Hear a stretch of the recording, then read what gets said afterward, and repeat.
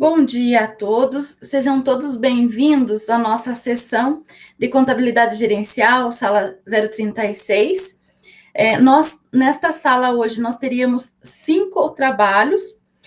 O primeiro trabalho, contabilidade de custos, aplicação de um modelo de programação linear em uma associação de artesãos e microprodutores do município de Marabá.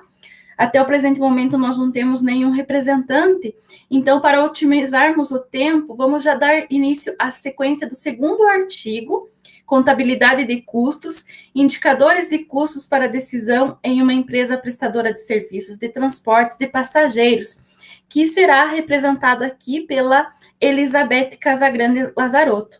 Elizabeth, seja muito, muito bem-vinda, uma excelente apresentação e a palavra é sua.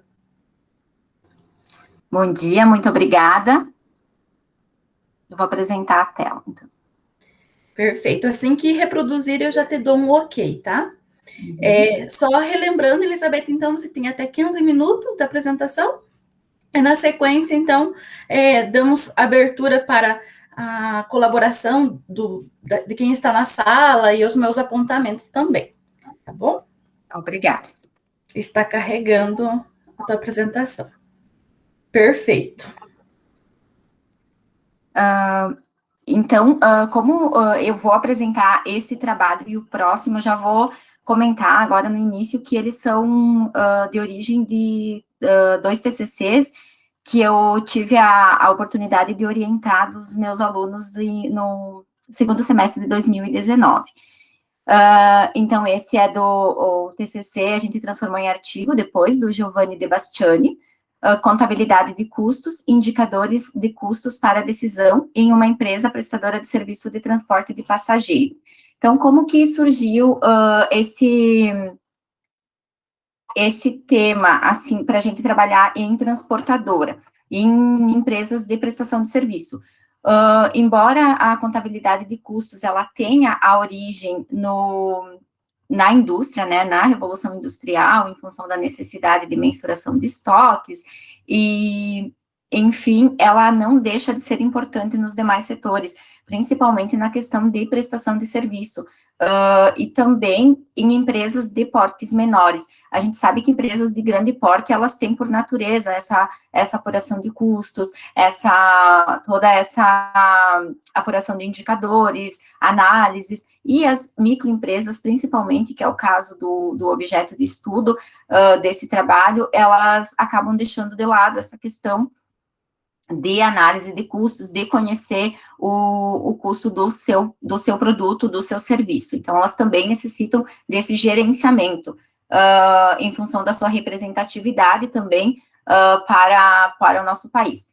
Então, de acordo com dados do SEBRAE, a gente buscou que essas empresas representam cerca de 98,5% do total de empresas privadas no Brasil, empresas de micro e pequeno porte, e geram um PIB de 27%, sendo responsável por 54% de empregos formais. E também o segmento de prestação de serviço, ele tem grande representatividade nas micro e pequenas empresas. Eles representam 33% do total das microempresas e 38% do total das empresas de pequeno porte. Então, elas têm uma representatividade grande na economia do nosso país, e por serem de porte menor, geralmente elas não têm um controle tão eficaz de seus custos. Então, como pergunta de pesquisa, foi qual a contribuição da aplicação do método de custeio variável e seus indicadores para a tomada de decisão gerencial de uma empresa que atua no segmento de prestação de serviço, tendo como objetivo analisar os custos para a tomada de decisão gerencial por meio do cálculo do custeio variável e a mensuração dos indicadores, que são a margem de contribuição e o ponto de equilíbrio e a margem de segurança. Então, como referencial teórico, foi abordado os principais indicadores, além de um histórico aí da questão da contabilidade de custos, tendo como indicadores a margem de contribuição dentro do método de custeio variável, né, que ela permite a apuração da contribuição de um produto ou serviço para fazer face aos custos fixos e após gerar um resultado. ponto de equilíbrio contábil, econômico e financeiro, que o contábil é quanto que a empresa precisa faturar para faturar, produzir, para incorrer a nem lucro nem prejuízo, um resultado nulo. O ponto de equilíbrio econômico, que é o quanto, é quando ela adiciona nessa análise qual é o resultado desejado pelo seu gestor, pelos seus empresários, e o financeiro é o quanto a empresa precisa produzir, faturar, para conseguir pagar as suas obrigações de curto prazo, né? Então, tirando do cálculo, eliminando os gastos que não são desembolsáveis, pelo menos a um curto período de tempo.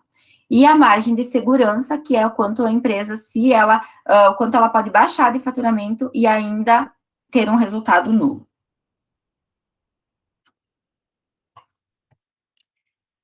Então, como método de pesquisa, a pesquisa classificou-se como qualitativa, descritiva e estudo de caso, por mais que a gente tenha trabalhado com bastante números, análises, a gente não usou nenhum método estatístico, então ficamos na pesquisa qualitativa.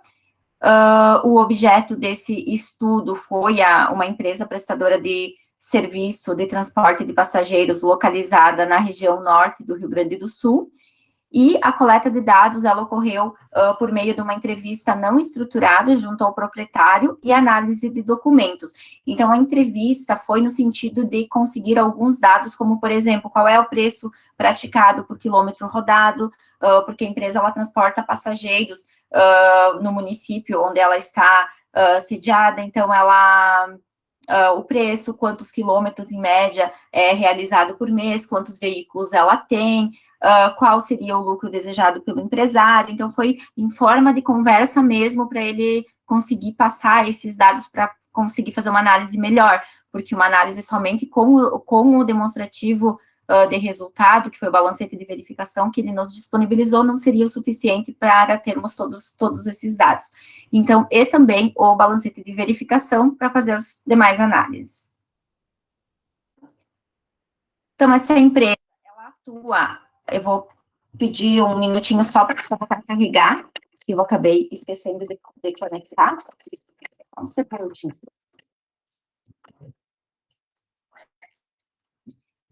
Ela atua no mercado há 5 anos, ela é relativamente nova, é optante pelo Simples Nacional, por ser uma microempresa, e o faturamento dela anual é de R$230 mil, e atualmente ela só possui um funcionário, então é um funcionário e mais o dono da empresa, da transportadora, que ele também trabalha com o transporte. Também atua diretamente no objeto da empresa. Como receita dos serviços prestados, então, o período de análise, ele foi de janeiro a junho de 2019. Não foi possível trabalhar com o ano inteiro, porque o acadêmico, ele estava elaborando o TCC dele ali no final de 2019. Então, a gente optou por trabalhar com 6 meses, para ter uma média mensal de qual era o faturamento desse empresário. Então, ficou uma média de 18.843, um faturamento médio mensal, sendo que foi distribuído em 2 veículos. Ele é uma transportadora pequena, então ele possui uma van e um micro-ônibus. A van representa 49% do faturamento e o micro-ônibus 51% do faturamento da empresa, de acordo com dados da conversa com o empresário, da entrevista. Em quilometragem rodada, cada veículo, então, roda em média 80, a van 4.735 quilômetros, o micro-ônibus 3.372, então, uma média de 8.107 quilômetros. Então, esses dados foram importantes para apurar margem de contribuição por quilômetro, para apurar ponto de equilíbrio. Então, nesse sentido, a gente buscou apurar o custo do quilômetro rodado. Custos e despesas variáveis, então, do período, a empresa representou 81% com relação ao faturamento de custos variáveis e com relação ao total de custos e despesas variáveis, desculpa, ela tem 81% de custos variáveis e 19% são despesas variáveis. E com relação ao faturamento, eles ambos somados representam 31% do faturamento da empresa, sendo que 25% são referentes a custos variáveis e 6% a despesas variáveis. Então, foram considerados como variáveis somente, como os autores, né, preconizam, somente o que tem relação direta com o quilômetro rodado. Se a empresa parar, ele não vai gerar esses custos. E despesas variáveis, o que tem relação direta com o faturamento da empresa ou com a venda do serviço dela.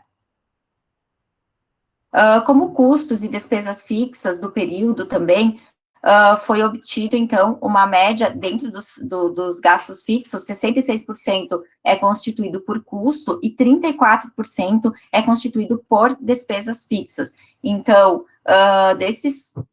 com relação à receita, 18% gastos fixos e 10% de despesa fixa. Então, com isso, a gente percebe que a empresa, ela tem maior representatividade de custo e despesa variável mesmo.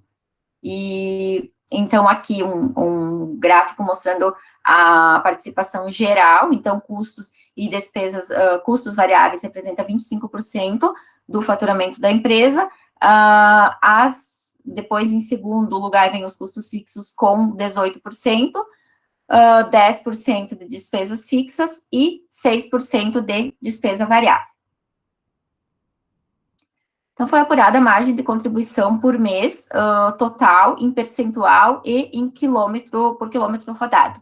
Então, hoje, a empresa, na época que foi concluída a pesquisa, a empresa representava uma média de 69% a margem de contribuição dela em percentual. Então, o que a gente analisou agora nos próximos resultados, que é um resultado muito bom, porque ela ainda sobra, ela sobra todo esse percentual para pagar os custos fixos dela, que não tem uma representação bem menor que os variáveis, os custos fixos e despesas variáveis, e ainda sobrar um lucro, constituir o lucro do período.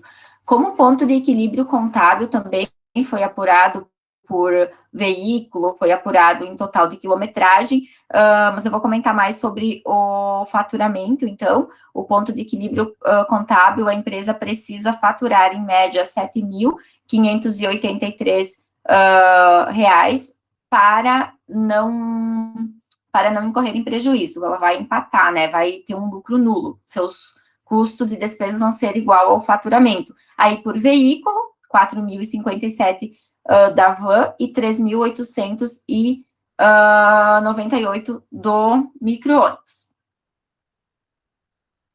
Como ponto de equilíbrio econômico, então, o que o empresário definiu? Que ele gostaria de ter um lucro de R$ 10.000 por mês. Por que esse lucro tão elevado, pensando no faturamento dele? Porque hoje ele não coloca salário dele no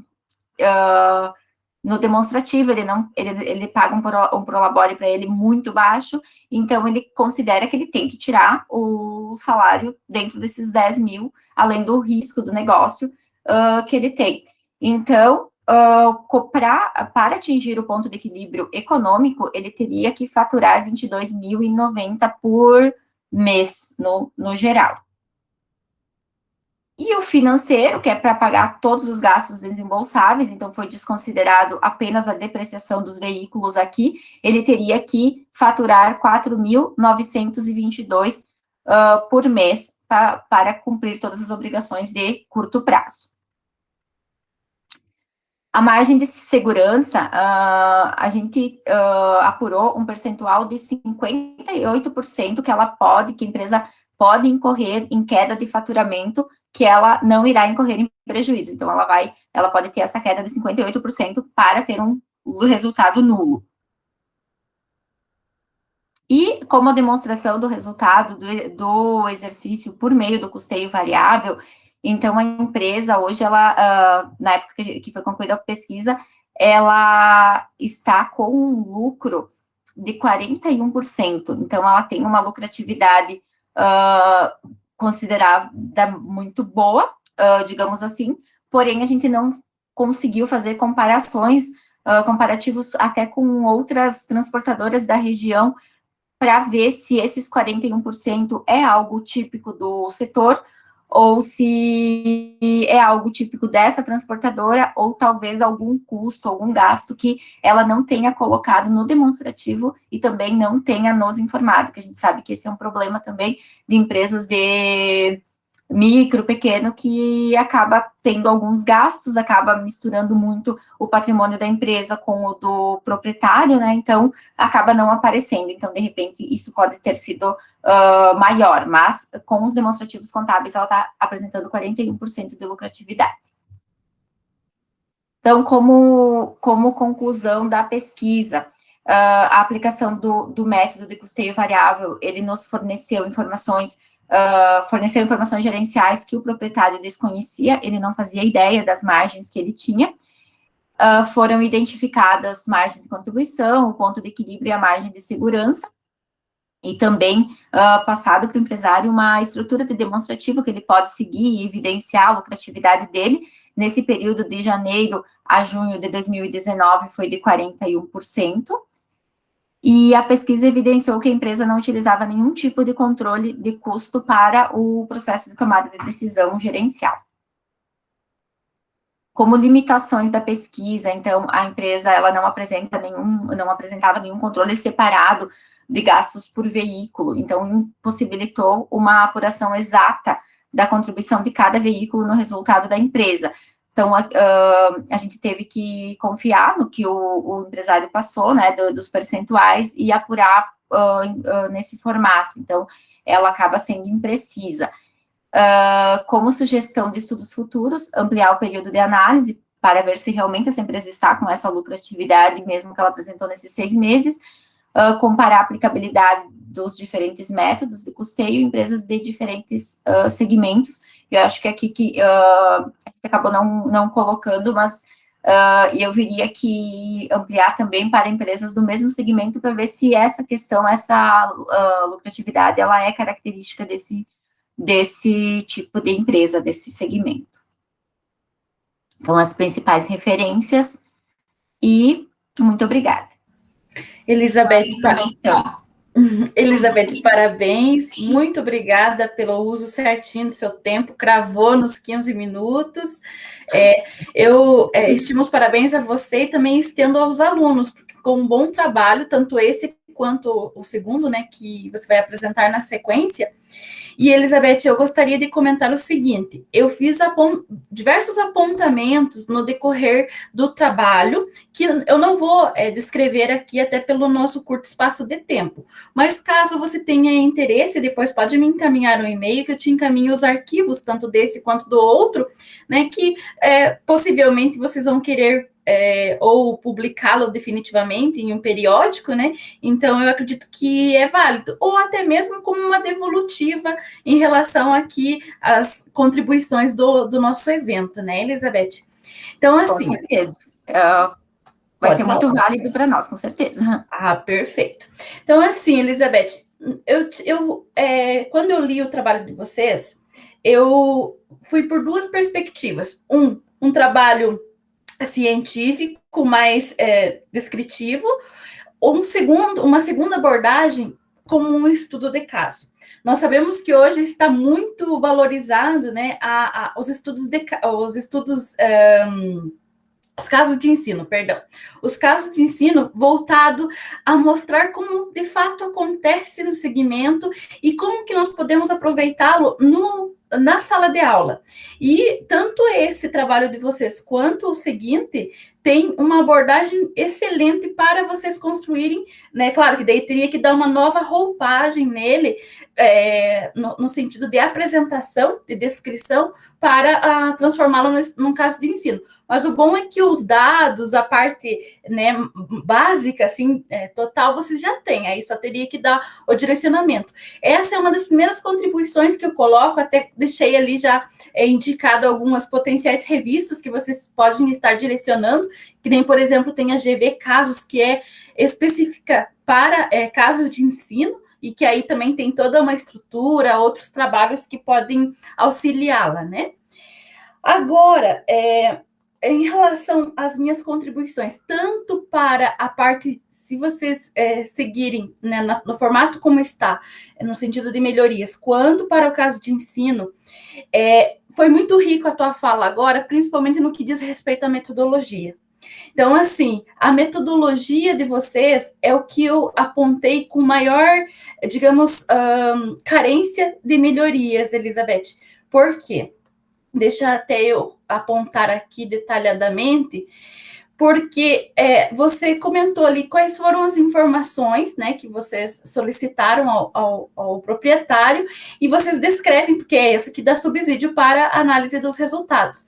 Porém, vocês não apresentam qual foi o instrumento, por exemplo, foi uma entrevista semi-estruturada, mas quais foram as questões que embasaram? Quantos veículos? Qual é a quilometragem feita por mês? Qual é o lucro, né, a receita mensal? Você coloca ali que foi pego o demonstrativo, mas não especifica outras questões que não contábeis, né, que não estavam presentes nesses demonstrativos que vocês tiveram acesso. Então, isso é o que eu mais me preocupei no que diz respeito a essa a validade, né? Validade e confiabilidade da pesquisa de vocês. Então, assim, eu recomendo que na metodologia seja apresentado num formato de uma tabela ou até mesmo descritivo, né? Quais foram as questões, também se essas questões partiram, foi com base no referencial teórico, com base em sustentação em tais autores, que isso se faz muito relevante. Também, Elizabeth, quando vocês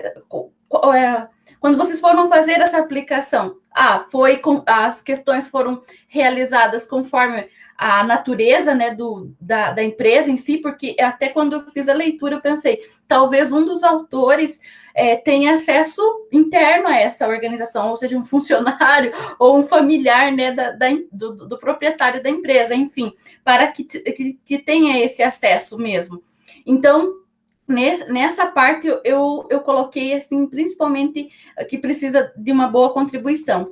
Um outro ponto, Elizabeth, também na metodologia são as questões éticas, no que diz respeito a como que foram as tratativas em relação ao acesso à empresa. Como eu te falei, né? Eu pensei assim, talvez seja alguém que tenha acesso totalmente direto, mas como que foram essas tratativas? Teve algum cuidado de solicitar, por exemplo, uma abertura? Quais foram esses cuidados éticos? Até se você puder e quiser falar, pode ficar à disposição, Elizabeth. Sim, com relação, na verdade, tem essa proximidade, sim, a transportadora, o meu aluno, o Giovanni, ele trabalha num escritório de contabilidade e a transportadora, ela é cliente, então, ele tem contato direto, diário com essa transportadora, né, então ele pediu liberação para trabalhar com o demonstrativo, né, desde que a gente não apresentasse o nome, até o empresário não se opôs, mas como a gente ficou, também é uma política da instituição de ensino, né, da assessoria onde eu trabalho, a gente não ficar divulgando os nomes e tal, então não foi submetido a nenhum comitê de ética, mas tem essa proximidade, sim, ele trabalha no escritório que faz a contabilidade dessa transportadora. O microfone está desligado. Muito obrigada, Elizabeth. Então, eu tenho mais outras contribuições em relação ao referencial, em relação à apresentação dos dados, né? Mas, devido ao nosso tempo, eu não vou conseguir dispor aqui. Antes de nós darmos início, então, para o próximo artigo da sua apresentação, eu gostaria de abrir se o João, o professor Kleber, alguém teria alguma contribuição, algum argumento a colocar para a Elizabeth? Se não, Elizabeth, parabéns a você, né, por este trabalho e também aos teus alunos, né? Eu imagino que pelo desenvolvimento, além do conhecimento do setor, né, ainda tiveram uma maior proximidade e, consequentemente, eu acredito que também seja válido, não sei se vocês tiveram fizeram uma devolutiva ao ao proprietário. A última consideração que você fez ali em relação ao segmento, acho que daria para estender, e talvez, se for até o interesse de atualizar, até com algum outro aluno seu mesmo, atualizar e depois fazer um comparativo também, Elizabeth, com os dados, né? Isso não importa de ter esses dados sido coletados lá em 2019, eu acredito ainda que dá para você estender aí ainda mais essa ideia. Parabéns. Muito obrigada. Vamos verificar, sim. Com certeza. Perfeito. Eu só vou fazer uma pergunta. A gravação fica disponível depois para a gente ou não, do congresso? Então, a princípio, a indicação é que vai ser disponibilizado pelas redes sociais, né, do evento. Eu acredito também que teremos acesso, sim. É até interessante para repassar aos seus alunos, né? Sim, eles tinham me pedido para gravar, só que se eu conectar algo para gravar aqui, vai ficar falando muito lento. Então, bem tranquilo. Então, se tiver, eu quero repassar, sim. Perfeito. Então, Elizabeth, vamos dar início, então, à tua segunda apresentação, utilização do custeio variável para o gerenciamento empresarial, uma pesquisa aplicada em uma indústria de empilhadeiras. Já estou abrindo aqui o arquivo.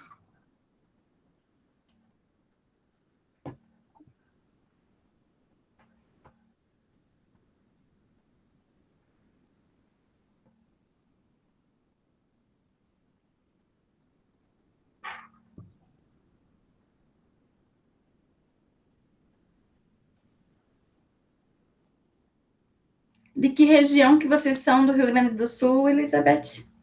É Marau. É perto de Passo Fundo. Não sei se vocês conhecem. Eu não conheço, mas pessoalmente, né? Conheço Santa Maria somente. É longinho.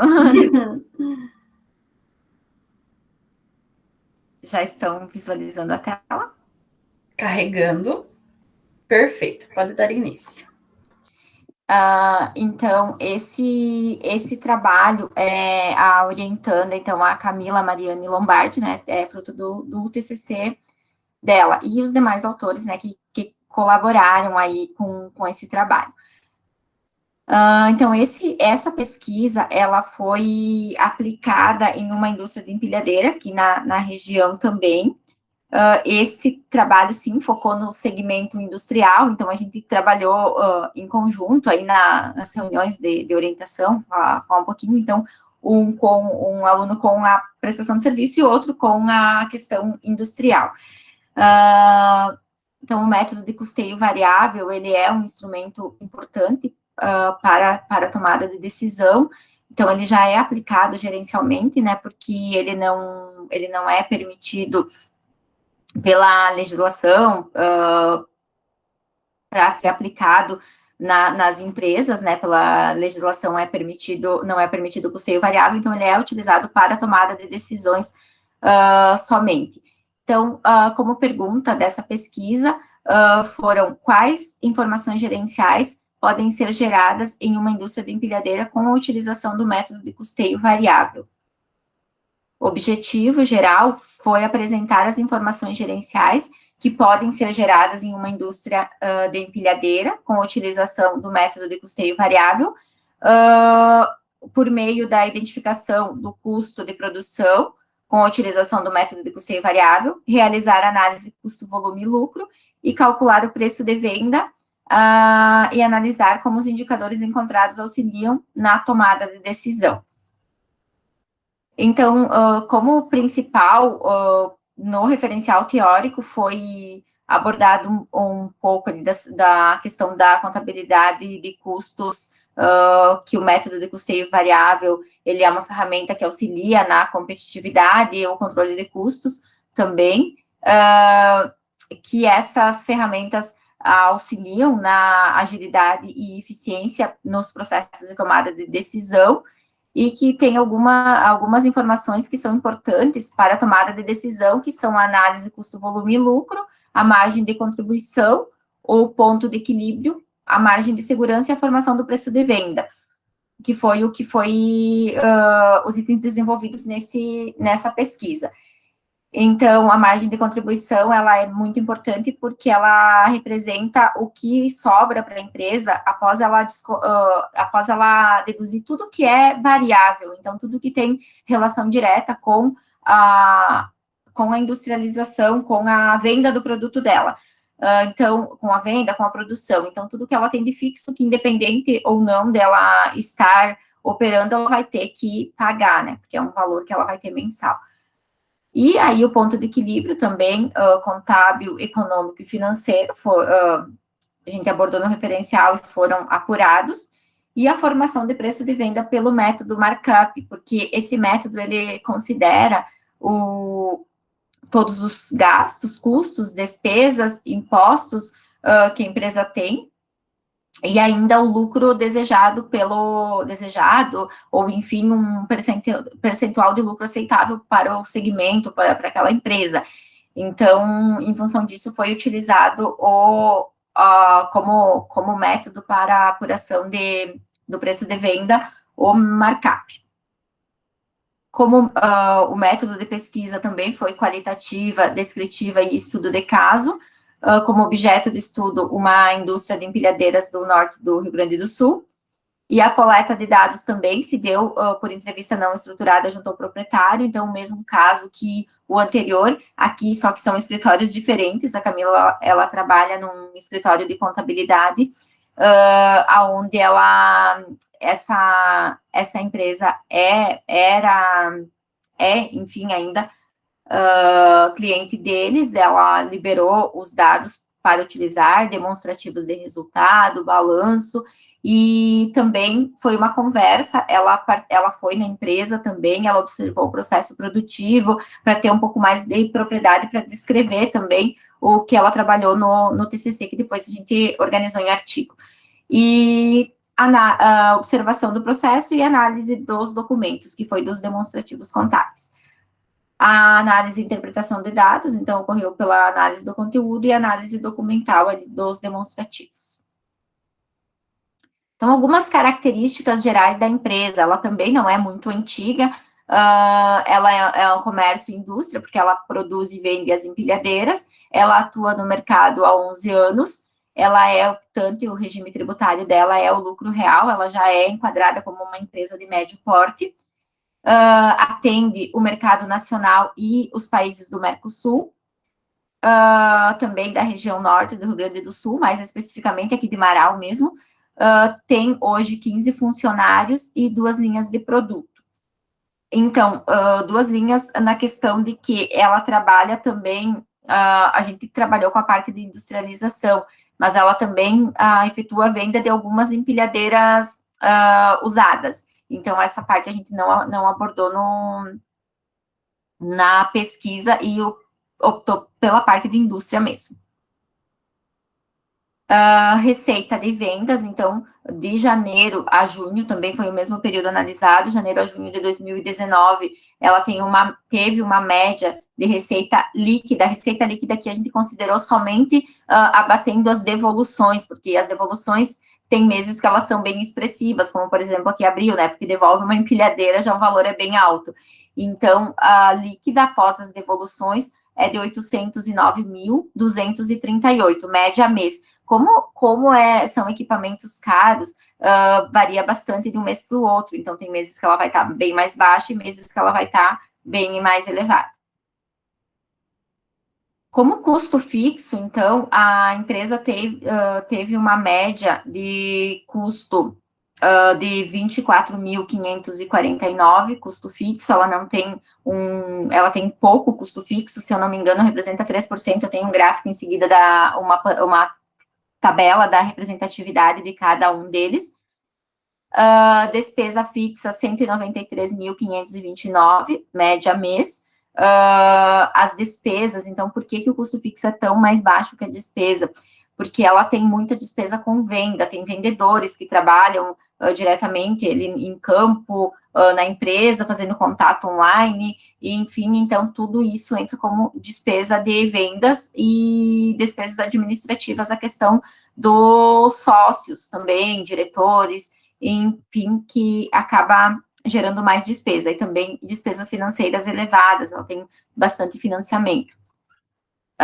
Custos variáveis, 402.473, que foi composto pelos materiais diretos, que a gente conseguiu a abertura, além dos demonstrativos dessa abertura, a empresa forneceu do que era o valor de cada um, por meio de outros relatórios que foram analisados também.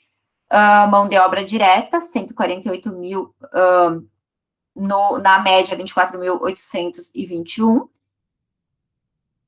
As despesas variáveis, então, 149.538. Eu vou focar nos percentuais, que a gente já vai chegar em seguida, que fica mais fácil de localizar o valor que cada um desses custos e despesas representam do total. A margem de contribuição também foi apurada no total e por mês, porque não foi possível apurar por empilhadeira. Então, ela tem uma média de margem de contribuição de 32%. Então, a gente nota também que tem meses que ela está bem baixinha, o mais baixo foi fevereiro, com 17%, e meses que ela está mais elevada, por exemplo, junho, 52%. Então, depende muito do equipamento que é vendido. Acaba que no mês varia bastante. Então, 32% a margem média de contribuição. Aqui, a gente tem com relação à receita, os percentuais. Então, os custos variáveis, eles representam 48% do total da receita. As despesas variáveis, 18%. Então, aqui a gente vê que também a maior parte dos custos dela, das despesas, dos gastos, estão nos variáveis, também justificando a adoção do método de custeio variável. Com uma margem de contribuição de 34%, custos fixos, ele é baixinho, ele é 3% apenas, com relação ao total, e as despesas fixas, então, são um pouco mais elevadas em função da questão das vendas e das despesas financeiras, que chega a 23% do total do faturamento. Como ponto de equilíbrio contábil, então, a empresa precisa faturar, em média, R$ 686,75, uma média mês, para não ter lucro nem prejuízo, ter um resultado nulo. O ponto de equilíbrio financeiro dela, que é considerando os gastos desembolsáveis, né, descontando eles, desculpem, os gastos não desembolsáveis, ela precisa faturar 651.630, então, para cumprir com as obrigações de curto prazo. E o ponto de equilíbrio econômico, para obter o lucro desejado, ela precisa faturar 847.922. Como lucro desejado, a empresa estipulou que ela gostaria de 20% da margem de contribuição. 20% da margem de contribuição equivale a 6%,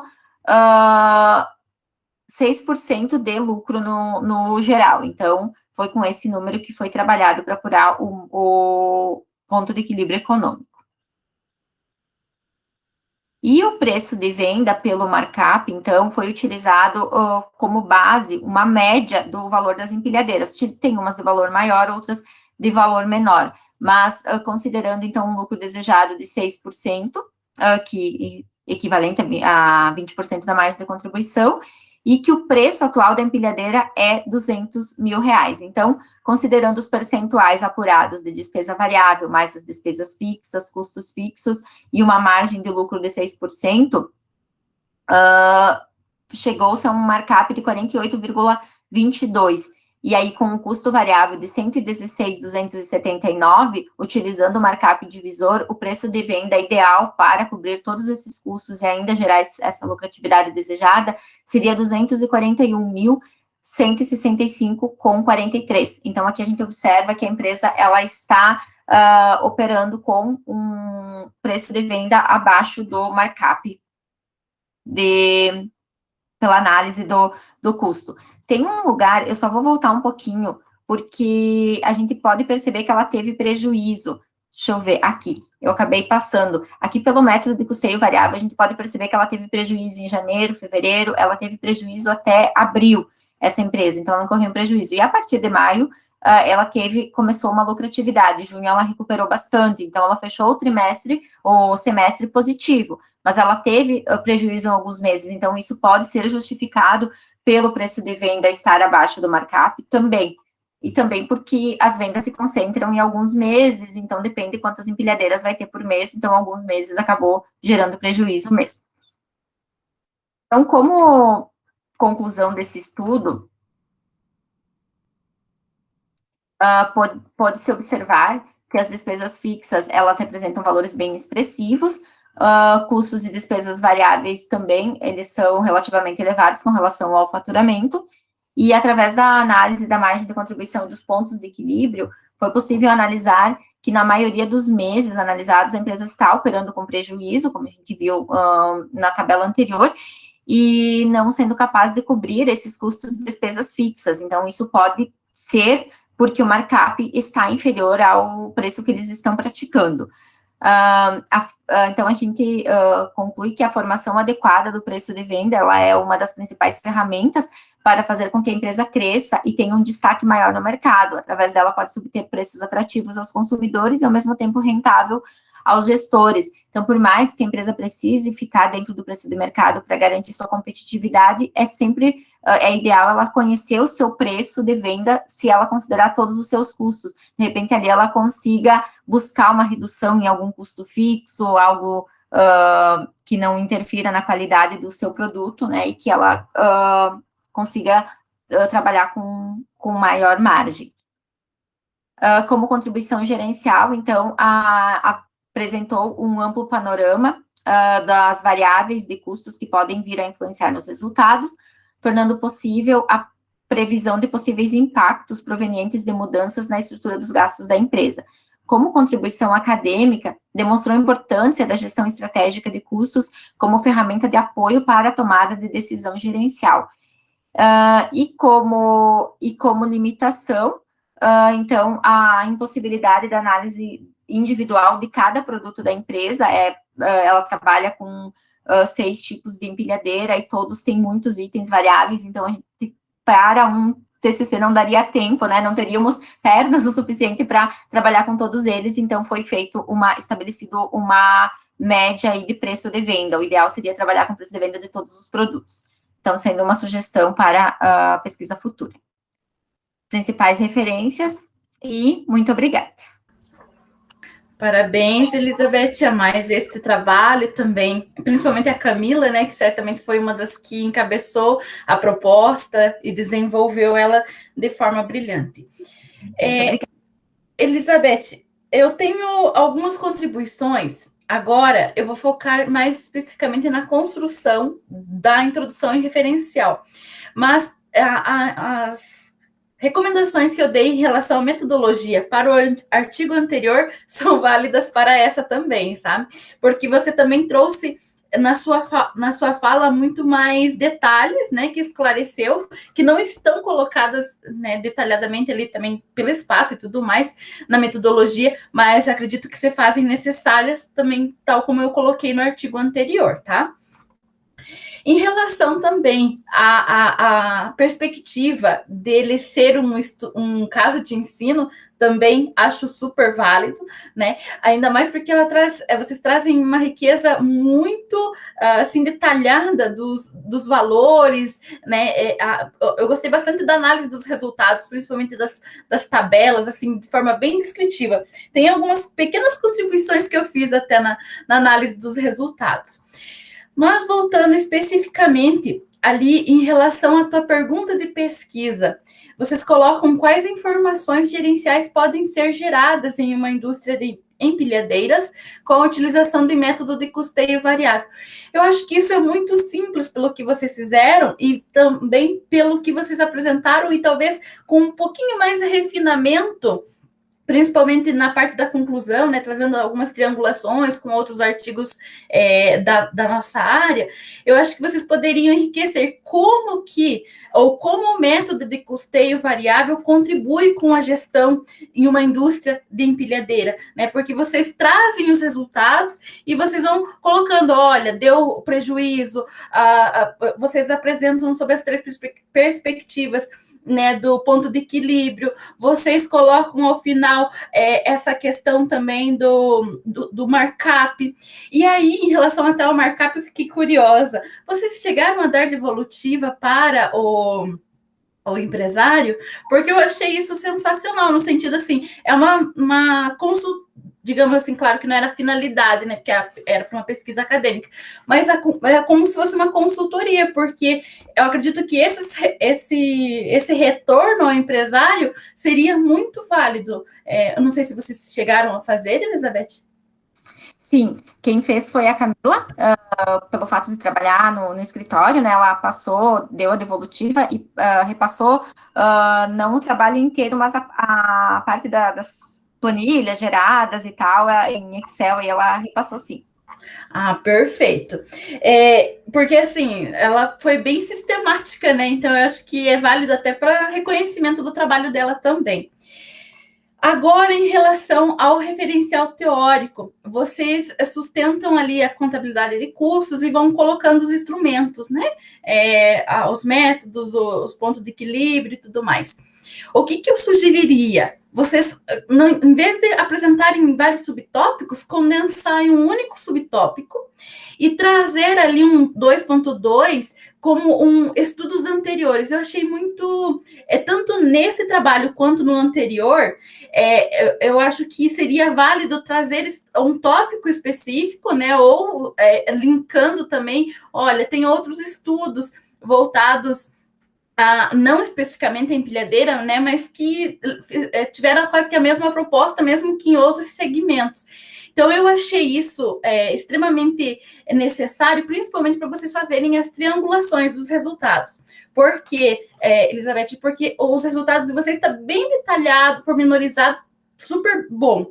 A única coisa que eu recomendaria, então, era trazer estudos e colocar num tópico específico, no referencial, e chamá-los lá na parte fazer uns 2 parágrafos, ou incluir na conclusão com a triangulação, porque você trouxe ali sugestões de pesquisas futuras, né, e até as lacunas, o que de fato não cobriu, né, as limitações para o trabalho de vocês, mas e o que ele está relacionado, com quais outros trabalhos ele conversa, sabe?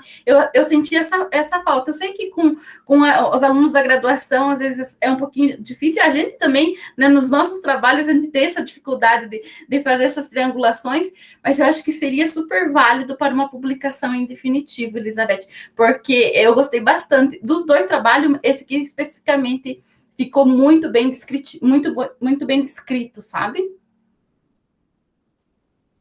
Muito obrigada. Eu fico bem feliz com as contribuições, porque tudo isso é para a gente ajustar, melhorar, né? E conseguir uma publicação mesmo num periódico, né? Então, fico bem feliz mesmo com os apontamentos, as contribuições, e vamos trabalhar sim. Perfeito. Elizabeth, então, eu te encaminho posteriormente, então, as versões dos arquivos com outros detalhes, né, mais pormenorizados, e com algumas indicações até de revistas para uma possível publicação, né, tanto do primeiro quanto do segundo trabalho, e eu te desejo aí boa sorte. Uma outra, só para nós fecharmos aqui, nós temos um minutinho ainda. Eu acho que você falou que essa empresa ela vende para outros países do Mercosul. Isso. Tem uma vertente que está com uma grande chamada de pesquisas em relação à internacionalização das empresas familiares, principalmente. E aí, se você já tem essa possibilidade, dá para estender até mesmo com essa, para você levantar em relação a custos de transação, que há uma diferenciação imensa entre fazer, né, no Brasil e com outros países, e também outras abordagens dentro de custo, mas focando na internacionalização das empresas. Até mesmo com base nas vendas, nos dados de produção dessa mesma empresa que você tomou como base no estudo da Camila. Eu acho que é super válido até para outras orientações ou até uma extensão dessa mesma pesquisa, tá certo? Ótimo, excelente. Adorei. Muito bom, muito bom. Muito obrigada, Elizabeth. Parabéns a você e a todos os alunos. Então, agora, vamos dar início, então, à apresentação do 4º trabalho, né, que no nosso caso aqui é o 3º, Consultoria contábil, a importância do contabilista na atividade empresarial dos micro e pequenos empresários na cidade de Mamanguape, na Paraíba. Quem estará representando conosco, então, é o João. Muito bom dia, João, seja muito bem-vindo. Vamos lá do Rio Grande do Sul agora para Paraíba. Vamos do friozinho para o calor, né, João? É com você essa palavra. Bom dia a todos. Muito obrigado, professora Edicreia e demais membros da sessão, professor Kleber, Elizabeth. Essa também, nessa mesma vertente, é uma pesquisa que foi oriunda de um TCC, certo? Do nosso aluno Vitor Menezes. E aí nós já vínhamos desenvolvendo essa linha de consultoria contábil. Eu fui professor da disciplina e tenho instigado os alunos. E aí a gente fez um PIVIC, um programa voluntário de iniciação científica, e posteriormente orientamos esse TCC.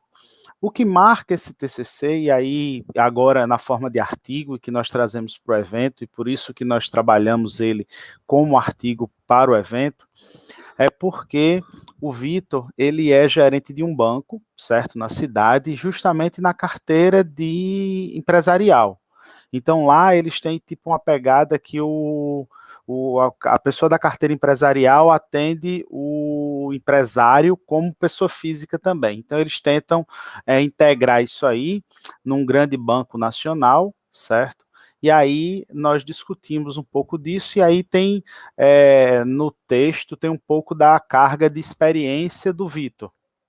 E aí a gente sempre instigando para que, e aí ficou legal, porque ao ver você falando, professora Edicreia, na questão da consultoria, faz um pouco disso, porque a gente tentou justamente que Vitor saísse um pouco dessa vinculação de consultoria pela profissão dele e viesse mais para o campo científico, ou seja, tentasse olhar o fato científico. Mas a nossa ideia foi começar a discutir um pouco do papel do consultor, e aí fomos buscar a GIRES, certo? Que traz justamente esse papel do consultor, seja na geração de informação, provendo autonomia, no comprometimento do cliente, e principalmente como aquele agente que vai provocar reflexões. Então, quando nós pensamos em provocar reflexões, nós estamos pensando justamente nesse tripé, diríamos assim, que é um momento de aconselhamento, mas de fazer com que o cliente decida, ou seja, o consultor ele não pode ter a tentação de decidir, ou de querer que ele decida por ele, mas sim de apresentar as alternativas, de tentar fazer esse incremento de capacidade, gerando essa modificação e essa transformação do cliente. Por quê? Porque nós vivemos essa disputa, né? Um cenário desafiador, principalmente nós estamos aí numa região do estado que é eminentemente agrícola, certo? De lá sai um carro-chefe da Paraíba hoje, que são as frutas doce-mel, onde a gente tem o mamão papaya, nós temos o abacaxi pérola, então tem vários pequenos agricultores e pequenos empresários que atuam como terceirizados dessa produção, mas que têm que trabalhar isso, então eles estão num cenário desafiador, um cenário de exportação para o mercado mundial, então por isso que esse processo de mudança ele chega ao empresariado. Isso leva o contador e os contadores da área a estarem num processo de melhoria contínua, com inovação e empreendedorismo, mas também instiga o profissional a subsidiar essa tomada de decisão. Por quê? Porque muitas vezes o empresário chega lá querendo entender dessas informações sem saber, sendo pressionado pelos outros agentes a decidir, olha, o preço que eu pago é esse, será que isso é vantagem? E toda essa discussão. Então, qual a percepção desses micro e pequenos empresários que estão na cidade de Mamanguape sobre a importância da consultoria frente justamente a essas atividades empresariais? Então, como é que eles estão enxergando? Por quê? Porque isso vai poder melhorar também para nós, professores, que atuamos na área, atuamos nessa cidade, num campus avançado, de melhorar também a nossa formação, o nosso processo de formação.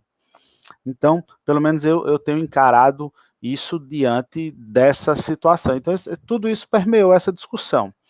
Nós temos como referencial teórico um primeiro momento da consultoria contábil, ou seja, e aí se fôssemos fazer um processo histórico, a gente tinha aquela ideia do guarda-livros, o cara que tinha escrita e não tinha consultoria, mas nós já começamos a ver que isso está modificando, ou seja, está modificando por quê? Porque esse consultor ele tem que aconselhar, ele vai orientar e ele vai ter essa visão de consultoria muito impregnada.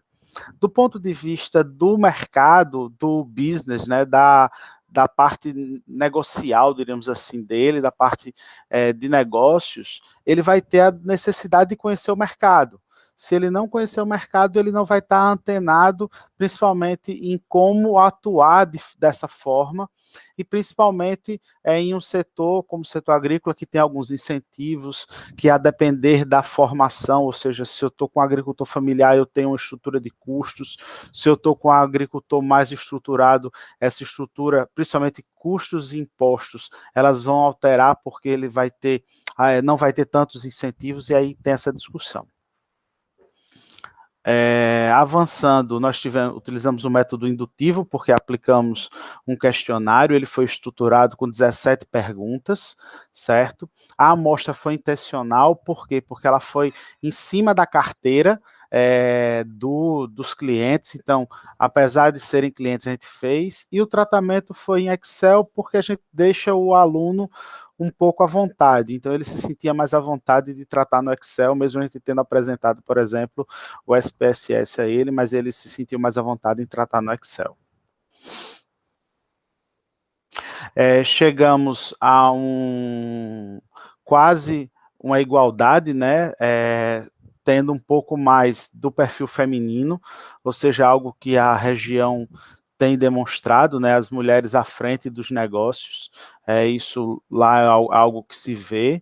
Nós vimos a questão de uma parcela muito jovem, certo? A gente tem aí uma frequência maior até 35 anos, isso também denota o perfil da região, por quê? Porque os jovens, eles precisam ir para o mercado, precisam ir, então eles estão empreendendo, já que lá não tem tantas indústrias, lá você vai ter muito empreendimento, é uma cidade polo, certo? A escolaridade também, o fator que há 15 anos chegou este campus avançado na região, então a gente tem aí uma formação superior, então isso marca. Lá na região também já tinha um polo de universidade à distância, então isso também marcou essa formação muito forte. Nós temos aí uma base muito recente, né, de tempo de atividade, ou seja, predominando até 5 anos, entre 1 e 5 anos, certo? Mas também nós temos aí 17 empreendimentos que estão há mais de 11 anos no mercado, então mostram também que existem empreendimentos que perduram, tá? Você vê, e aí a gente pegou, ó, você usa ferramentas gerenciais e você consegue identificá-las, 65 disseram que sim, ou seja, 73%, eles têm alguma ferramenta gerencial, certo? Só que quando a gente vê qual a ferramenta, a gente vê que existe ainda muito papel, ou seja, eles anotam mesmo, então fazem as contas, tal, mas a gente tem aí 44 com computadores e sistemas, o que representa 50%, denota isso um pouco da formação, né, se a gente for cruzar com um pouco da formação superior, ou seja, e também uma presença marcante que a gente tem, lá tem polo do Sebrae, lá tem a universidade com a formação em sistemas de informação e licenciatura em computação no campus, então isso mostra também, puxando a informática para dentro dos negócios, certo? Mas me deixou assim um pouco triste que 5 ainda disseram, olha, eu acho desnecessário ter essas ferramentas. Ou seja, ele confia que o tino do negócio está na cabeça dele. O problema é que com essa mortalidade que nós tivemos aumentando pela pandemia, nós tivemos muitas famílias se desestruturando. Por quê? Porque não conseguem passar o negócio de pai para filho, né? Fica aquela coisa travada na cabeça de quem era. Só para dar um exemplo, a gente teve uma situação de um grande laticínio, que aí é noutra região que eu conheço, que a sorte é que ele dizia, todo o futuro do negócio está nesse caderninho. O dono faleceu e os filhos foi ler o caderninho, e lá tinha, de fato, todo o planejamento de longo prazo, tudo que ele planejava fazer. Mas nem todos sabem fazer isso. Esse senhor tinha essa ideia. Se possui contador, aí 2 acharam ainda desnecessários, 4 gostariam de ter. Isso mostra que muitos operam na pessoa física, então só vão procurar o contador no momento de fazer a declaração anual, e muitas vezes eles não ultrapassam aqueles 148 mil que exige que a atividade rural seja declarada. Eles só tiram nota quando necessário, então também tem isso. E na região existe muito aquela história da industrialização por terceiros, diríamos assim. Eles recebem tudo, recebem a muda, recebem a assistência técnica, recebem o adubo, recebem a estrutura, porque na região também tem 4 usinas de cana-de-açúcar que também arrendam muita terra. Então, isso também faz as pessoas não buscarem um contador. Por quê? Porque recebe tudo pronto. Então, é bem mais fácil. E aí a pergunta crucial, né? O contador ajuda na gestão do negócio? 3 disseram que achavam desnecessário, ou seja, isso aqui denota também um medo, né? Um receio de passar o seu negócio para o contador. Você vê que sim, 73 disseram que sim, que ele ajuda na gestão. Então aí foi a felicidade, diríamos assim, nossa, né? Porque verificou-se que as pessoas estão abertas, então nós precisamos melhorar cada vez mais esse olhar. Então isso chamou a atenção para a gente. Se você conhece a consultoria, alguns disseram que não conheciam, 16%, que isso representa 18%, mas 18% gostariam de conhecer, então isso mostra um campo, e 56% já conhecem, né? Ou seja, 63%.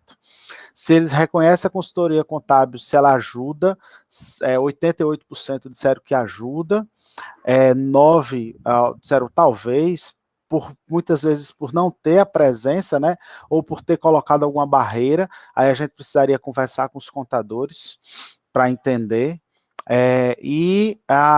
alguns contratariam, e aí 59% disseram que sim, 31% talvez, ou seja, será que ele imaginou, e aí é uma coisa que a gente também percebe, serviços separados, uma coisa é escrita, uma coisa é o que ele faz de apurar imposto, e outra coisa seria a consultoria, ou seja, isso seria um incremento no custo, então, por isso que a gente vê que ele enxerga separado.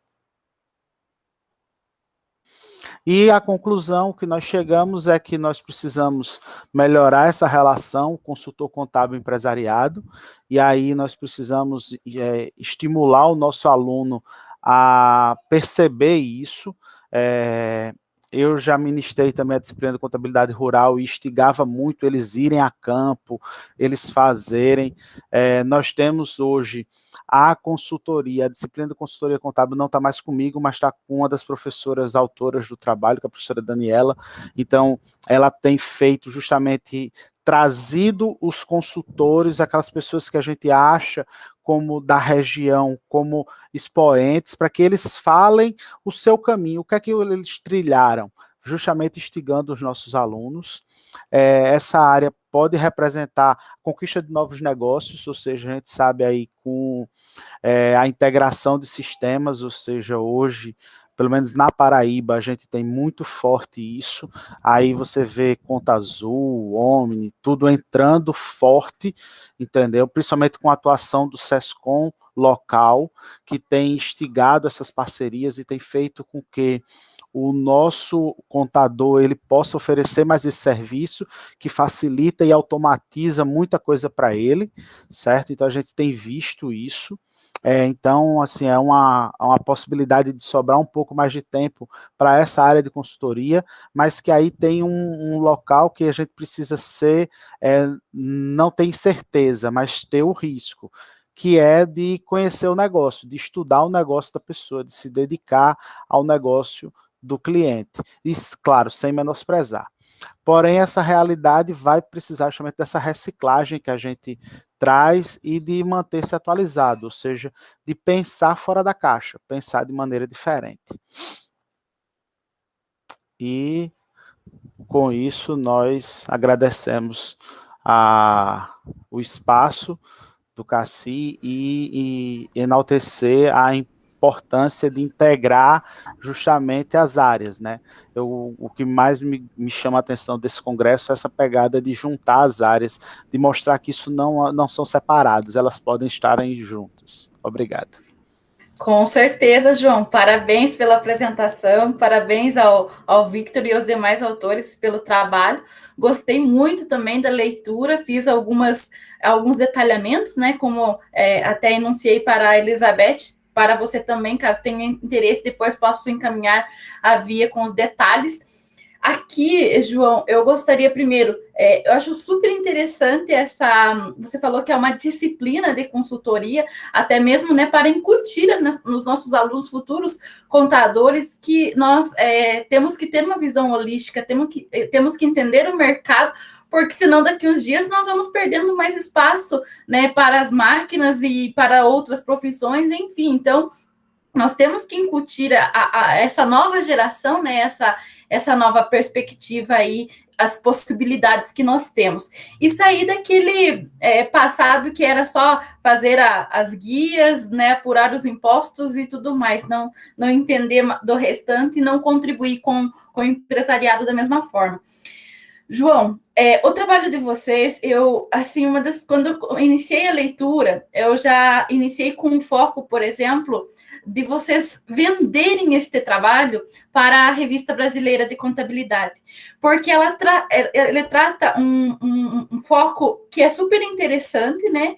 Traz uma pesquisa prática aplicada com uma amostra considerável de 88 empresários, e eu acho super válido vocês tentarem levar essa possibilidade de publicação definitiva para esta revista, por exemplo. Tem outros que eu também anuncio ali nas minhas recomendações, mas essa é uma principal, até mesmo pelo nosso escopo, né, da nossa área. Só que para tal, João, eu tenho alguns pontos na metodologia que eu bato de forma incisiva e também no referencial teórico. Por quê? Lá no referencial teórico, principalmente, vocês colocam um tópico que é o 2.2, conhecimento mercadológico. Penso eu que isso já está meio que subjacente à proposta do trabalho de vocês. Então, na minha recomendação seria trazer as especificidades das pequenas e médias empresas e empresas familiares, que é o foco da amostra da pesquisa de vocês. E isso vai subsidiar vocês trazerem as especificidades, outros estudos, o papel do contador para este grupo, para vocês fazerem a triangulação lá dos resultados. Porque se vocês olharem esse tópico, ele ficou sustentado em 1, 2 referências, né, e não traz muitos argumentos para vocês fazerem o confronto lá nos resultados. Também eu gostei muito da parte descritiva dos resultados, foi de forma bem apresentada, né, e detalhada, mas eu achei essa carência de trazer essa conversação com o nosso com o setor, com a área, né, empresas de pequenas e médias empresas que vocês estão enfatizando ali, até as familiares, que é diferente você levar um papel do consultor para este grupo do que para um grupo, né, de outros portes, porque são necessidades diferentes na maioria das vezes. E na maioria das vezes, esses contadores, eles são contadores terceirizados dessas empresas, né? Não tem contadores próprios. Já de outros portes, já a maioria tem contador dentro da empresa. Então, para vocês trazerem essas especificidades no referencial e retomar lá na análise dos resultados. E na metodologia, né, que de forma bem breve, até dado o nosso tempo, João, eu achei falta, vocês colocaram, né, o descritivo das questões no decorrer dos resultados, mas vocês não mostraram na metodologia quais foram essas questões, qual a referência, a sustentação, se vocês fizeram um pré-teste, qual que foi a forma de aplicação, né, específica desse questionário. Então, e tem alguns outros detalhes também que eu exponho no arquivo, mas que vai te dar essa sustentação metodológica para uma publicação em definitivo. E eu gostaria de perguntar, tendo em vista ali que temos alguns empresários que não veem, né, importância no papel do contador, da consultoria, enfim, alguém teve interesse em receber devolutiva da pesquisa, ou vocês tentaram fazer essa devolutiva para os participantes, ou até para um outro público? Olha só, o próprio trabalho do Vitor, ele instiga um pouco isso. Por quê? Porque muitas vezes ele vai conversar com a pessoa por ver, sei lá, por identificar uma operação estranha, tipo, o cara passou muito tempo com dinheiro parado, ou a conta descoberta, uma desorganização, um vencimento de duplicata. Então, essas coisas, digamos assim, que seria mais de gestão, terminou ele fazendo uma devolutiva meio que individual, porque a gente tinha um problema que era o seguinte, era também não infringir as normas do banco. Então, assim, como ele é funcionário de um banco, e ele não infringiu. Um dos pontos que você tocou, de fato, nós optamos por colocar, porque assim, a gente tem feito no TCC final, ou colocar como um anexo, no caso um apêndice, o questionário, certo? Nesse caso aqui, esse questionário começou a ser aplicado um pouco antes da pandemia, então ele foi aplicado no final de 19, início de 20, que foi o semestre. Aí Vitor pegou Covid logo no início, ficou off, por conta que ele tinha que trabalhar. Aí, nesse momento que ele ficou ruim, foi quando ele tratou os dados e defendeu. Então, foi um pouco disso. Concordo, eu acho que é bem importante esse paralelo MPE, empresas familiares, fazendo esse comentário bem rápido. E a aplicação foi física, foi questionário físico. Então, tipo, ele perguntava se o empresário queria responder, e às vezes ou fazia meio que entrevista no atendimento, ou marcava uma visita, ou entregava e o empresário devolvia. Então foi mais ou menos assim. Então não teve, acho que foi só uns 10 casos, 10, 12 casos que ficou entrevista, que tipo, ele ia perguntando e a pessoa, aliás, ele perguntava a pessoa, né, lendo a pergunta, e a pessoa respondia e ele marcava. Perfeito. João, meus parabéns pela tua apresentação, também pelo trabalho, a você e aos demais autores. Pena que é muito rápido o nosso tempo, senão a gente se delongava, né, nas discussões. Muito obrigada. E agora, então, eu vou passar a palavra a Adriele Camparotto, que eu vi que já está presente aqui na sessão, para a apresentação do design do sistema de controle gerencial, um estudo de caso. Adriele, bom dia. Eu gostaria de ver com você se você consegue fazer em menos de uns 10 minutos a apresentação, porque eu vi que o Davi... Davi Mazzoni. Bom dia, Davi. Eu vi que você entrou na sessão, né? O teu era o primeiro trabalho, né? Mas aí eu logo pensei que nós temos um fuso horário da tua região com a nossa, né? Então, se a Adriele conseguir, Adriele, por gentileza, tentar nós darmos um espaço para o Davi ao final, mesmo que ele não apresente de forma completa, mas resumida, tá bom? A palavra é sua, Adriele. Eu projeto, né?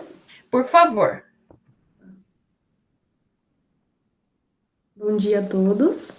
Bom dia.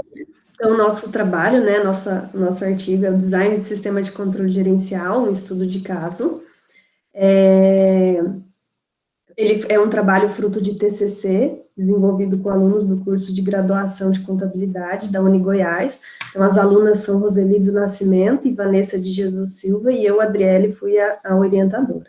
Então, o nosso artigo, né, o trabalho de conclusão de curso delas, tinha como o tema central estudar o sistema de controle gerencial de uma empresa que uma das autoras trabalha, e ela sempre teve muito interesse de ajudar, porque ela percebia as deficiências na gestão e ela queria ajudar a empresária.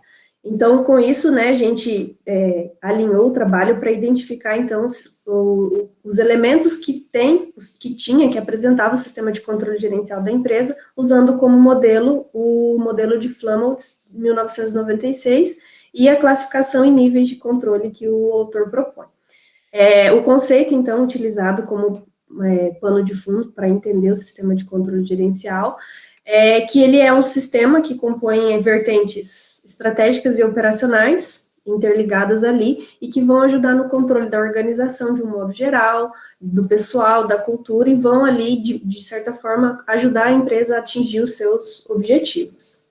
Foi feito um estudo de caso em uma pequena empresa, classificada aí conforme o faturamento, utilizando como base a lei complementar 123, então por isso a gente enquadrou como pequena empresa, porque ela seria de pequeno porte, tendo faturamento anual acima de 360 mil, né, o faturamento na verdade gira em torno de 1 milhão anualmente, é uma empresa de comércio de embalagens e artigos para decoração, entre outras mercadorias, na verdade acaba revendendo muita coisa, inclusive papelaria e outros artigos.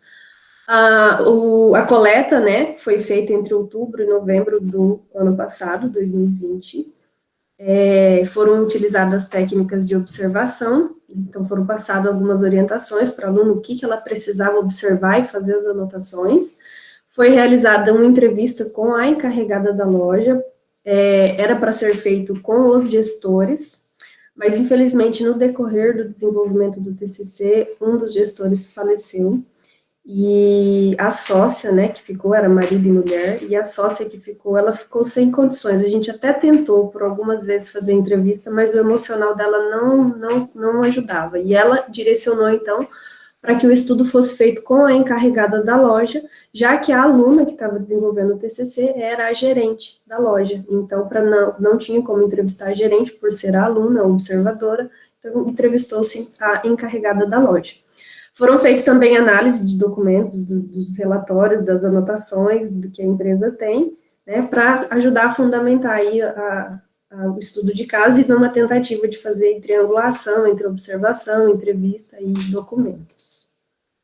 Para a gente poder alinhar, né, como mensurar ou como identificar o que a empresa tem de sistema de controle gerencial, né, a gente caracterizou alguns itens. Então, primeiro, a gente observaria se tem aquele elemento, né, de acordo com o design proposto no modelo do Flammonds. Então, a gente observou primeiro se a empresa tinha e apresentava a existência daquele tipo de controle. Se sim, se esse controle era de algum tipo, era formalizado de alguma forma ou de que maneira que era repassado aos colaboradores.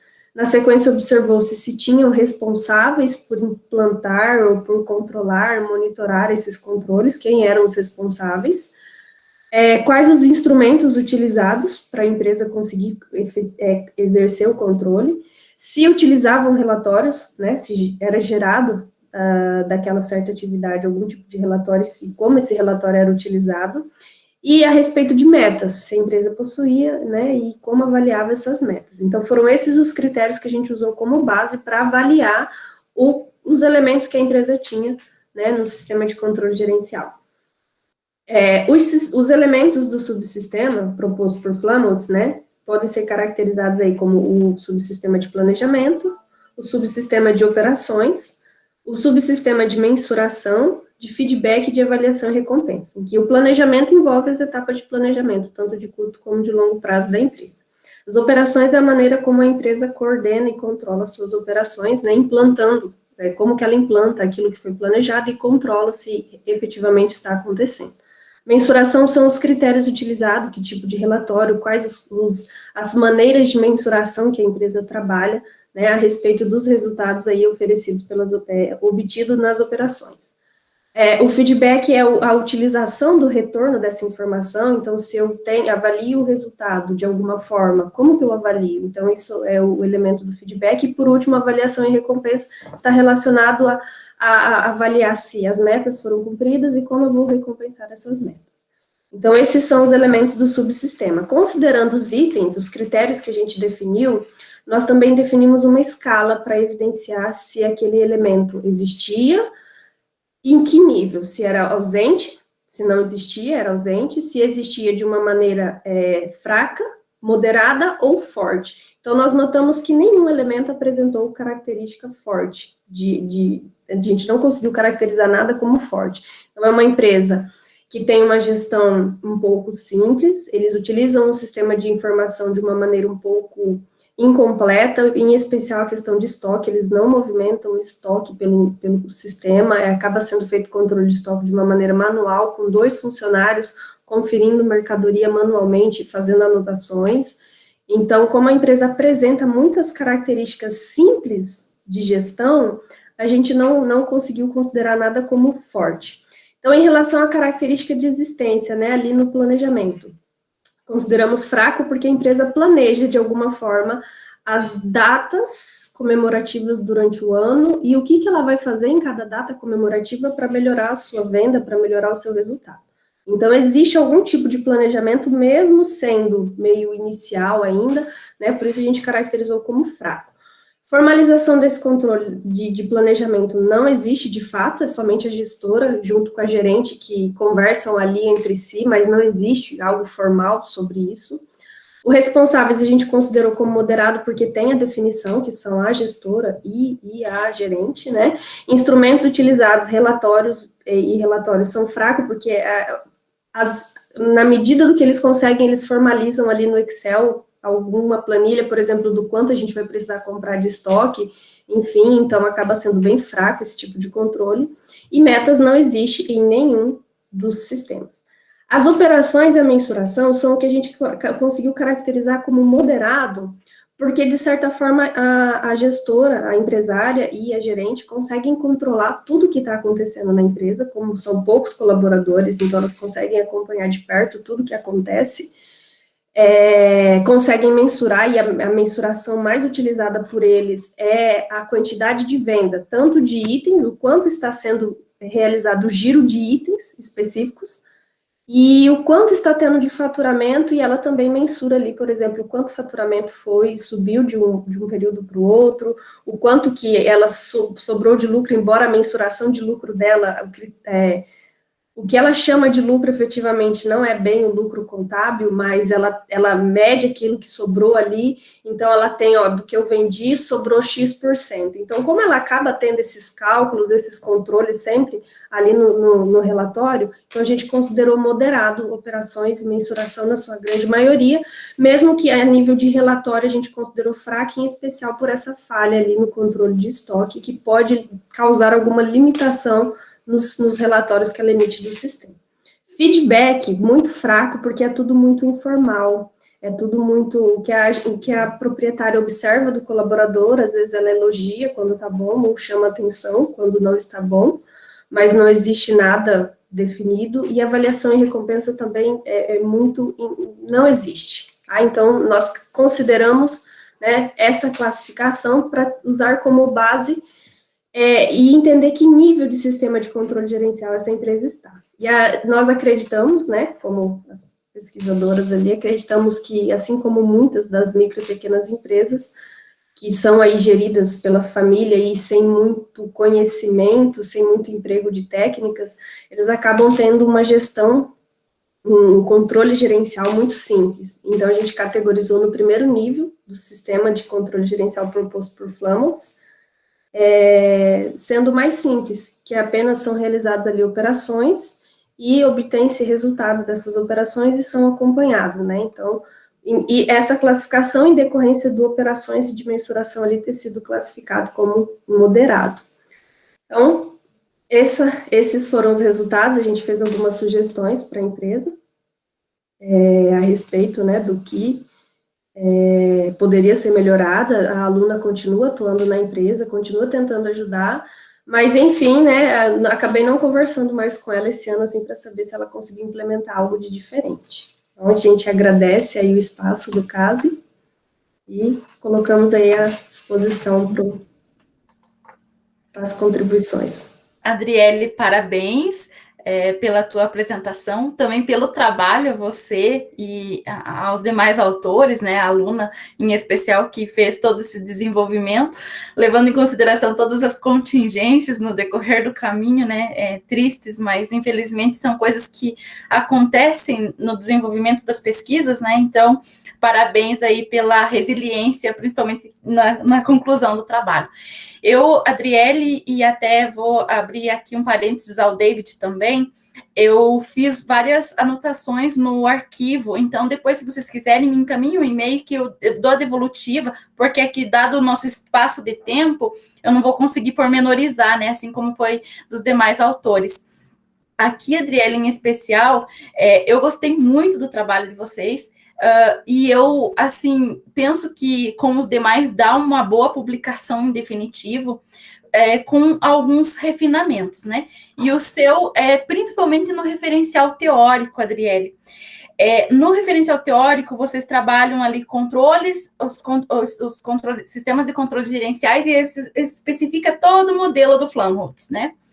O que eu sugeriria, de uma forma a título de condensar e de ser mais específico e objetivo para dar arcabouço para a triangulação dos resultados de vocês.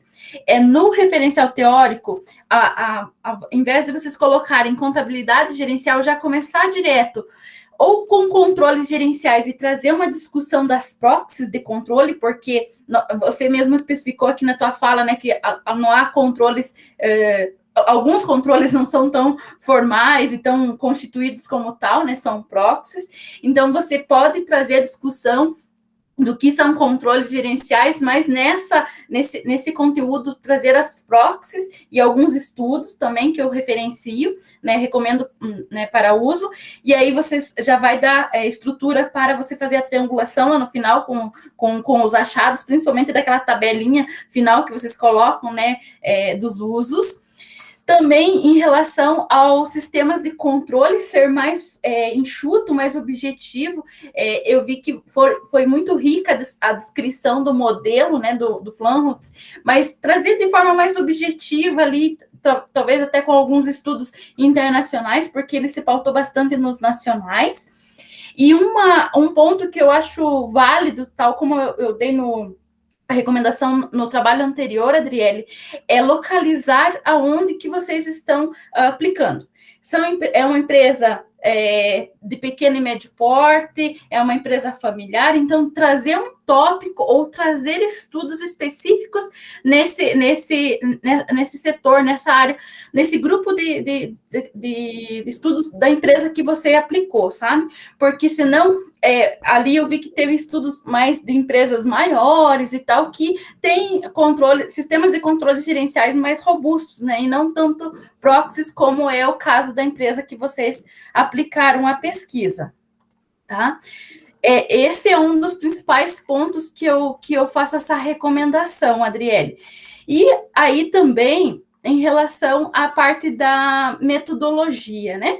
A metodologia, eu gostei que ela fez a parte da descrição ali, né, da classificação metodológica, da caracterização da empresa, mas até como eu comentei com o estudo da Elizabeth, me faltou a apresentação das questões éticas, como que foram as tratativas. Agora, né, na sua fala, você comentou que é a aluna é a gerente, né? É uma funcionária da organização. Isso não fica claro no trabalho. Eu, logo no início da leitura, né, pensei, não, tem que ser alguém de dentro para ter acesso a essas informações. Mas talvez trazer, né, em relação às tratativas, eu vi que você detalhou ali em relação à morte de um dos sócios e tudo mais, mas trazer como que foi essa aplicação. Você mesmo comentou que a gerente, ela tem esse conhecimento do funcionamento dos sistemas de controle, mas só que ela não poderia, de fato, fazer ser a portadora, a repórter das informações, né, para a pesquisa, mas tratar esse cuidado em relação à participação dela e à participação do que vocês trouxeram de entrevista e de observação e dos documentos, tá? Para ficar um pouquinho com esse cuidado mais ético das questões éticas, né, para a publicação definitiva da pesquisa de vocês. E aí eu faço mais alguns apontamentos também em relação a triangulação dos teus resultados, né, que eu achei, assim, extremamente rico, por mais que seja de uma única organização, né, de um estudo de caso, mas vocês foram muito detalhistas, né, nos resultados e que, trazendo triangulações com essas contribuições do referencial teórico, eu acredito que vai enriquecer consideravelmente o trabalho de vocês. No mais, essas seriam as minhas contribuições, né, dado o nosso tempo aqui, mas parabéns a você, Adriele, e também aos demais autores. Se você quiser colocar alguma palavra, pode ficar à vontade. Ok, muito obrigada. Eu vou querer sim o arquivo, porque elas já ficaram muito felizes, ficaram com medo quando eu propus submeter para o Congresso. E quando aprovou, elas ficaram muito felizes. Eu falei, agora a gente vai tentar pegar os feedbacks e tentar uma publicação permanente, né? Então, eu vou querer sim as contribuições. Muito obrigada e vamos atender. Obrigada a todos pelo espaço. Perfeito, Adriele, muito obrigada. Um bom dia para você. Vou passar, então, a palavra agora ao David, que é o autor, né, do primeiro trabalho, Contabilidade de Custos, aplicação de um modelo de programação linear em uma associação de artesãos e microprodutores do município de Marabá. David, com você a palavra, eu vou pedir para você tentar fazer, assim, uma apresentação bem breve. Professora, entendo perfeitamente. E gostaria até de me desculpar também. Na verdade, eu sou o coautor do trabalho que eu fiz de estágio de docência numa disciplina chamada R, inclusive foi um grande desafio, e aí estavam alunos de graduação, e aí eu ajudei esses alunos, e aí eles quiseram lançar o trabalho, né, mas assim, o trabalho ainda não está amadurecido, a gente ainda está trabalhando mais neles, né, e eu estou também orientando eles, esses alunos, mas eles se sentiram à vontade de fazer uma apresentação, eu vou fazer uma breve aqui, tá bom? Você consegue apresentar uns 5 minutinhos? Consigo sim, professora, consigo sim, vou fazer de forma bem breve, tá bom? Vamos lá, então. Vou compartilhar a minha tela, tá? Tá.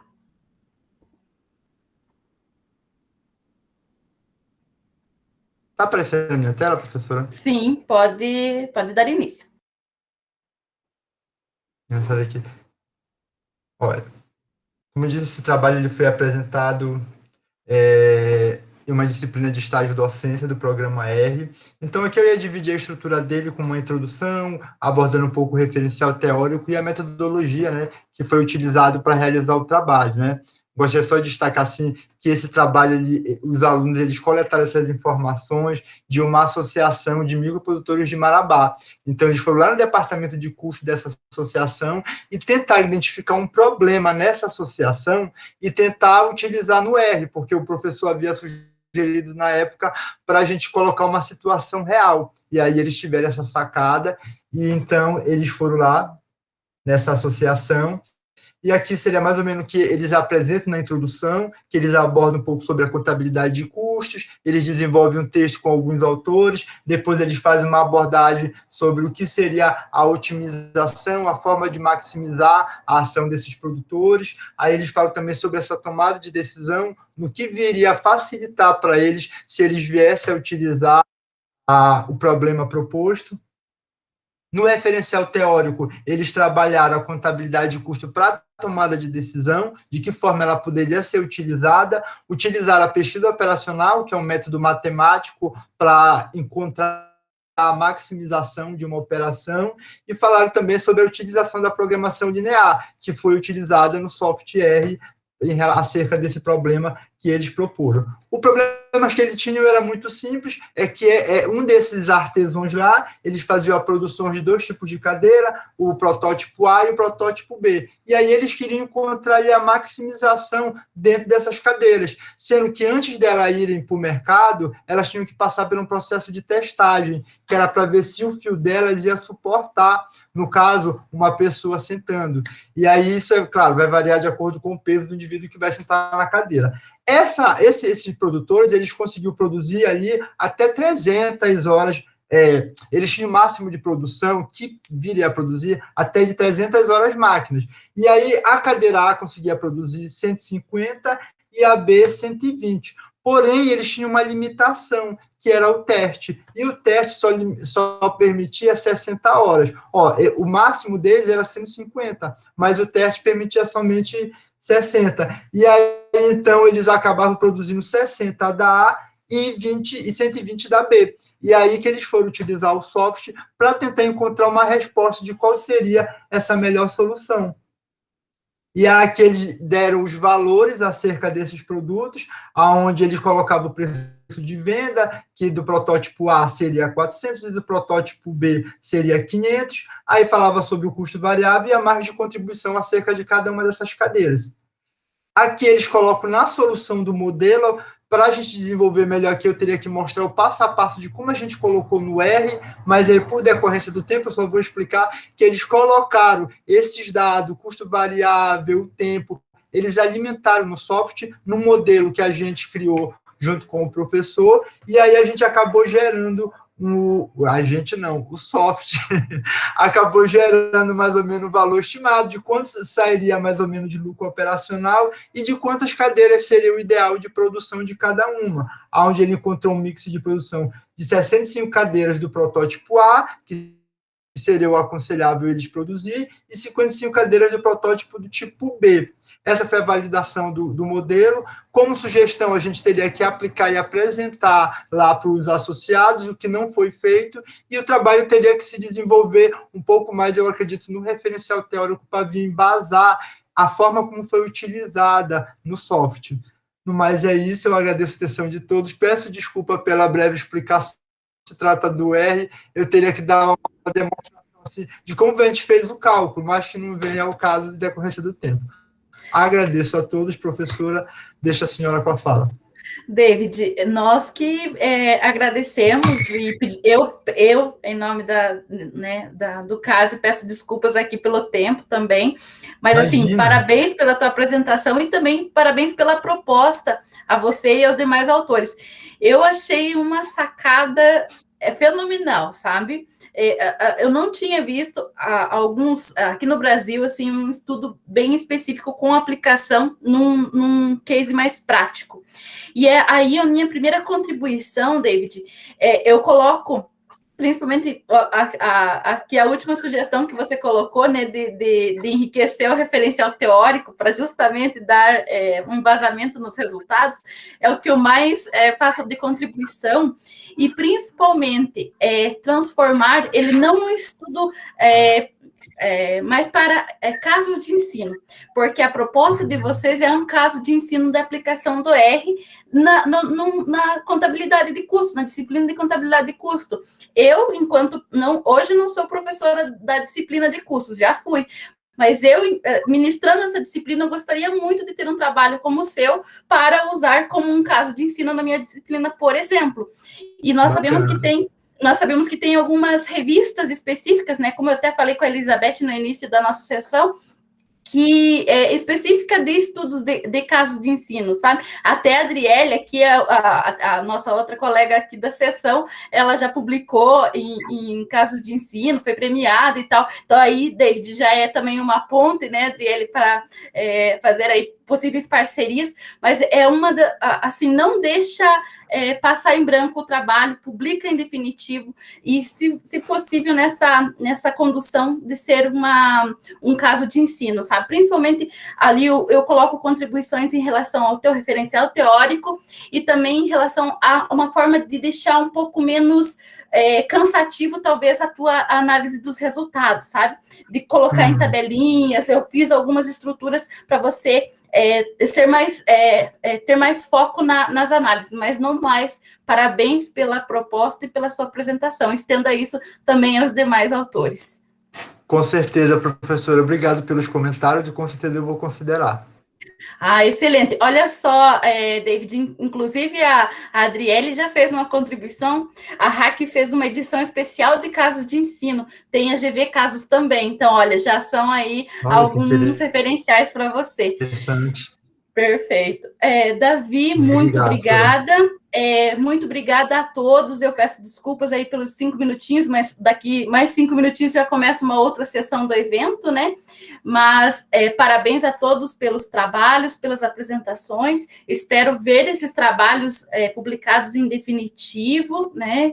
Espero que as minhas recomendações aí tenham sido válidas, tanto aqui quanto os arquivos que encaminharei na sequência, e eu desejo a todos um excelente evento, e espero encontrá-los aí nessa caminhada, e cuidem-se principalmente também nesse momento. Um ótimo dia a todos. Professora, deixa eu só fazer uma pergunta rápida. Em relação a esse credenciamento, tenho que fazer a presença, marcar a presença? Tem um link. Eu estou aqui no lado.